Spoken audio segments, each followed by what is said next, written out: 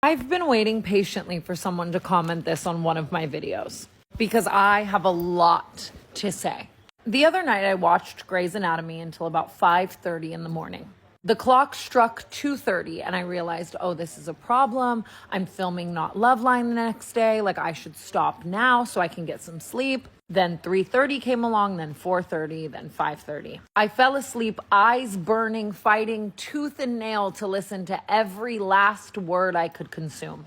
I woke up and I filmed 6 hours of Not Loveline with Trisha. Aware that I was having an amazing day. Aware that I love Trisha and that I love Malibu and that I love our show together and that Tana would be having so much fun. But the shell of the human I've become was giving energy she didn't have. I went home and I then did the same thing until 7:30 a.m. 7:30 a.m. I had to take a second dose of melatonin at 6 a.m. because of the mania almost that Grey's was inducing. Same thing where I'm staying up hour by hour. I know this is bad for me. I'm exhausted. I'm doing so many things, but I can't stop. I woke up the next day at 3:30 p.m. Something that this version of Tana is no longer as familiar with as drinking Tana was. 3 was her 9. But 3 is no longer my 9. And then I had one of the worst days I've had this year. I'm talking crazy girlfriend to the max, like snapping on Makoa and then 7 minutes later walking back up to him and being like, I'm sorry, I didn't mean to, I'm crazy. Like, the man was scared. The smallest things felt so overwhelming. Like, I had to get new Wi-Fi for my place in Hawaii, and you might as well have told me that I had to climb Mount Everest. And the content of what I was consuming. I was watching the episode where Meredith dies, where she falls into the lake, and then it's across 3 episodes, and then she's in the afterlife with Denny Duquette, and her mom comes and ushers her out of the afterlife. The one. The bitch was blue. And it's obviously I know she's not just gonna die because the whole show is about her. I know she's gonna live. It doesn't matter. I'm sobbing I know this person and she's gonna die, and her in the afterlife. It's just it's a lot. And even the next day, it's the way it kind of affects your view on death, just so much death. There's a part of me that's approaching life while I'm watching it, just yeah, whatever, we all die. And then I post about this. I post about how bad I feel, how it's ruining my life, how I've had favorite shows. Dexter is my favorite show of all time. I love BoJack Horseman. There are so many shows that I've loved with everything in me. This is not a favorite show.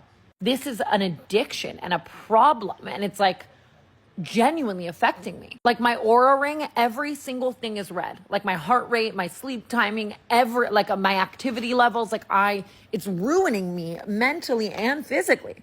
I post this and all these people are commenting yeah, Grey's gave me the worst depression of my entire life. My partner's so sick of me rewatching it 100 times. I can't stop. You just have to get through it, girl. The Grey's depression is so real. You got this. What is this cult? I was on Reddit threads for hours of people being I'm obsessed with Grey's Anatomy and it's ruining my life. And all of my friends have the craziest testimonies of this. Hunter was telling me it was the worst depression of his life. Brooke changed her major in college. She was majoring in something else and then became a nursing major because of this show.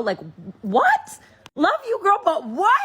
I just don't think that anything should have this much power over my mental health and my ability to go to bed. People are yeah, you can't watch it at night.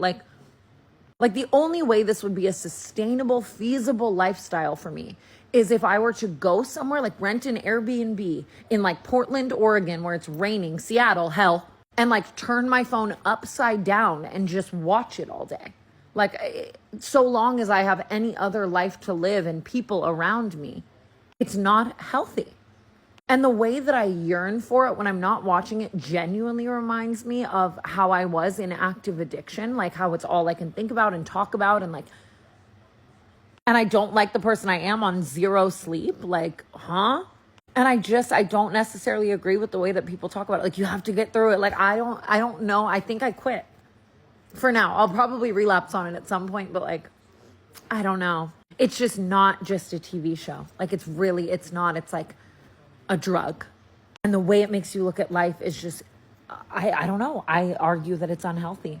So as of right now, I am 2 days clean of Grey's Anatomy because it was making me a bad partner, a bad business person, a bad friend, and bad to myself. But I'll let you know if anything changes. And honestly, I like where I ended off. Meredith is still with McDreamy, how I want it. Her mom is finally, which I think was for the better. Izzy slayed with that hospital, like George O'Malley, he's engaged, like all the things, you know? I just don't know if I need any more. I'm gonna go whiten my bottom teeth. See, that's something I wouldn't do if I was watching Grey's Anatomy.